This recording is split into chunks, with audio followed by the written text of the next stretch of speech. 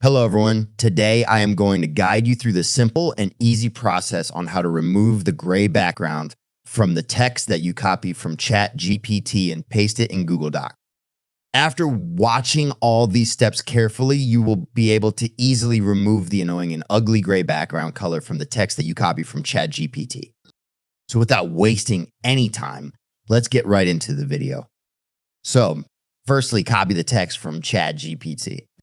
After that, go to the Google Docs where you want to paste the text. After that, paste the text and then select all the text. After that, navigate to Format, Paragraph Styles, Borders and Shading, and from there, find Background Color.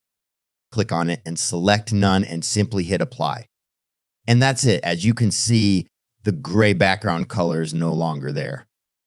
So this was how you can remove the gray background from the text that you copy from ChatGPT. If you found this video informative, then hit the thumbs up and subscribe for future videos.